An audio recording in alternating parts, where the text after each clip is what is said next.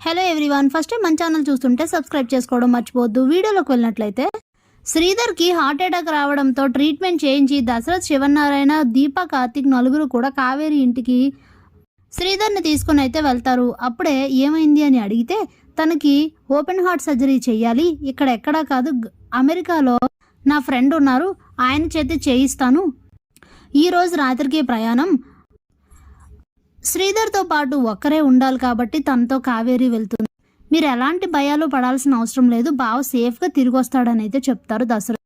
అందరూ బాధపడతారు.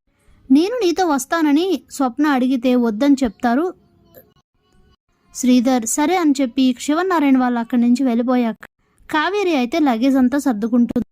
దశరథ్ అయితే కావేరి, శ్రీధర్ ఇద్దరిని కూడా ఫ్లైట్ ఎక్కిస్తారు.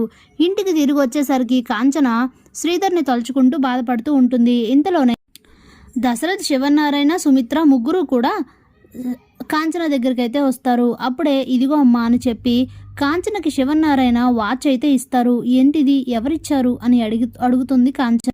శ్రీధర్ నీకు ఇవ్వమని ఇచ్చాడు అంటే నాకెందుకు అని అడుగుతుంది. అదే మాట నేను బావని అడిగానమ్మా, అడిగితే నాతో పాటు కాంచన మనసు కూడా వస్తుంది, అందుకే తను ఎక్కడ బాధపడుతుందో, ఎక్కడ భోజనం నిద్ర మానేసి ఉంటుందోనని ఇది తనకి ఇవ్వమని చెప్పి ఇచ్చానని చెప్పి చెప్తాడు. సరే అని చెప్పి ఇక వాచ్ని అయితే తీసుకుంటుంది. ఇదిలా ఉండగా రాత్రి 10 అవుతుంది. 10ంటికి అయితే జ్యోత్స్న ఇంటికి వస్తుంది. ఈ శ్రీధర్కి హార్ట్ అటాక్ రావడం ఇవేవి కూడా జ్యోత్స్నకైతే తెలీదు. రాగానే తన కోసం ఎదురు చూస్తూ ఉంటుంది సుమిత్ర. ఎక్కడి నుంచి వస్తున్నావు ఇంత లేటుగా అని అంటే ఏం లేదులే మమ్మీ, టైర్డ్గా ఉంది, పడుకుంటానని చెప్పి పైకి వెళ్ళిపోతుంది. అప్పుడే తన దగ్గరికి పారిజాతం వెళ్తుంది. ఏమైందే, ఎందుకు అలా ఉన్నావు అని అడిగితే ఏంటికి రాని ఇంకా ఎందుకు అలా ఉన్నావు అంటున్నావు, ఆ సూరజ్ గాడు ఉన్నాడా, వాడు చూడు నా శత్రువులు అందరూ కలిసిపోయారు, ఇప్పుడు అందరూ కలిపి నన్ను ముంచేసేలా ఉన్నారు, ఈ దీప, కార్తిక్ సరిపోరని వాళ్ళతో పాటు ఆ సూరజ్ గడు కూడా కలిసిపోయాడు అని అంటే ఏమైందో చెప్పు అని అంటుంది పారిజాతం. ఇంకేంటి అయ్యేది, దీపతో కలిసి వర్క్ చేయడానికి సూరజ్ అయితే ఆఫీస్కి వచ్చాడు. ఇప్పటి వరకు దీప ఇంగ్లీష్ చదవడం రాదు, ఫైల్స్ చూడడం రాదు అని ధీమా పడ్డాను, కానీ ఇప్పుడు ఆ ప్రాబ్లం సాల్వ్ అయిపోయింది. సూరజ్ సపోర్ట్ ఉంటే పక్కాగా దీపనే గెలిచి ఈ జ్యోత్స్న రెస్టారెంట్స్కి సీఈఓ అయిపోతుంది. అలా జరగకుండా ఏదో ఒకటి చెయ్యాలి. అలాగే నేను సూరజ్తో ఛాలెంజ్ చేస్తాను, ఎట్టి పరిస్థితుల్లో నిన్ను 2-3 రోజుల్లో పంపించేస్తానని. అది నీ వల్ల కాదని రివర్స్ ఛాలెంజ్ చేశాడు తెలుసా. ఎలా అయినా సరే ముందు వీళ్ళందరి మీద ఒక రెవెంజ్ ప్లాన్ చేయాలి అని చెప్తే ముందు నేను చెప్పేది విను, అంతకన్నా ముందు ఇంకొకటి జరిగింది అని చెప్పి శ్రీధర్ విషయంలో జరిగింది మొత్తం చెప్తుంది. ఆ సర్లే వెళ్ళని, ఇప్పుడు దాని గురించి మనకెందుకు, నా టెన్షన్స్ నాకున్నాయి, ఇవన్నీ నా నెత్తి మీద ఎందుకు పెడుతున్నావు అని చెప్పి తిట్టేసి ఇక తనైతే లోపలికి వెళ్ళిపోతుంది. అప్పటి నుంచి తెగ ఆలోచిస్తూ ఉంటుంది జ్యోత్స్న. అప్పుడే 2 గంటలు బాగా ఆలోచించి అర్ధరాత్రి 12ంటికి అయితే పారిజాతానికి మెసేజ్ పెడుతుంది. కింద హాల్లో ఉన్నాను రాగ్రాని అని మెసేజ్ పెడితే ఇక హాల్లోకి అయితే వస్తుంది. ఏమైందే ఈ టైంలో అని అంటే నీతో మాట్లాడాలి, తాత పడుకున్నారా అని అంటే ఇంట్లో అందరూ పడుకున్నారు, ఏంటో చెప్పు అని అడుగుతుంది.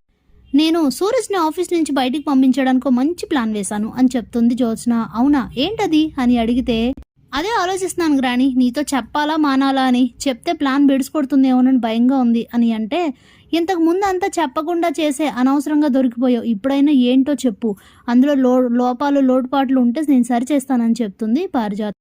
సరే అని చెప్పి ఏం లేదు గ్రాని, పెద్దగా కష్టపడాల్సిన అవసరం ఏం లేదు, దీపకి సూరజ్కి ఇద్దరికి ఆత్మగౌరవాలు చాలా ఎక్కువ కాబట్టి ఇద్దరి మధ్య సంబంధం ఉంది అని చెప్పి రూమర్ స్ప్రెడ్ చేసామనుకో అదే ఆటోమేటిక్గా రగులుతుంది అని అంటే ఎలా చేస్తావు, ఏం చేస్తావు అని అడుగుతుంది. ఇంకేముంది గ్రాని, మేనేజర్ ఎలాగో నా మనిషి అని వాళ్ళకు అనుమానం ఉంది కాబట్టి ఇంకెవరితో అయినా ఆఫీస్ అంతా దీపకి సూరజ్కి సంబంధం ఉందని స్ప్రెడ్ చేసామనుకో ఇప్పుడు వాళ్ళిద్దరి మధ్య ఆత్మగౌరవాలు ఇవన్నీ కూడా జనాలకి అంతా వాళ్ళ గురించి ఆలోచించేంత టైం ఉండదు, ఉన్న రూమర్ని నిజం అనుకుంటారు. కాబట్టి అదే విషయం వాళ్ళ వరకు వెళ్తే ఇలాంటి మనుషుల మధ్యలో పనిచేయడం నా వల్ల కాదని సూరజ్ గడ ఆటోమేటిక్గా వెళ్ళిపోతుంది.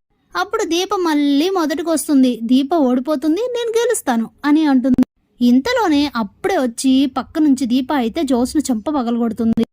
స్టన్ అయిపోతారు జ్యోత్స్న. పారిజాతం నన్నెందుకు కొట్టావు అని అడుగుతుంది జ్యోత్స్న. మాట్లాడితే ఇంకొకటి కొడతాను, ఏంటే అన్నావు, సూరజ్కి నాకు సంబంధం అంటగట్టి తన ఆఫీస్ నుంచి పంపించి నాపై నువ్వు గెలవాలనుకుంటున్నావా, అది అసలు గెలిపేనా, గెలుపంటే డైరెక్ట్గా నాతో పోట్లాడి గెలువు, అంతేగాని నువ్వు ఇలా అడ్డదారుల్లో వస్తే నీ అడ్డదారుల్ని నీ తోకని నేను కత్తిరించాల్సి ఉంటుంది, గుర్తుపెట్టుకో అని అయితే చాలా గట్టిగా వార్నింగ్ ఇస్తుంది. ఇక స్టన్ అయ్యి అలా ఉండిపోతుంది జ్యోత్స్న. ముందే అన్నాను అందుకే నీకు చెప్తే ఇలాగే ఏదో ఒకటి అవుతుందని అని అంటూ ఉంటే అప్పుడే దీప మళ్ళీ వెనక్కి వచ్చి, చూడు జ్యోత్స్న, ఎట్టి పరిస్థితుల్లో నీ వలన ఎలాంటి తప్పు జరిగింది, అలాగే సూరజ్కి సంబంధించి నాకు సంబంధించి ఎలాంటి చిన్న మిస్టేక్ జరిగినా, మా ఇద్దరి మధ్యలో ఏదైనా ఉందని కానీ లేదా ఏ మిస్టేక్ ఎలాంటిదైనా సరే చిన్నదైనా జరిగిందా నీకు మాత్రం మామూలుగా ఉండదు, ముందే చెప్తున్నా.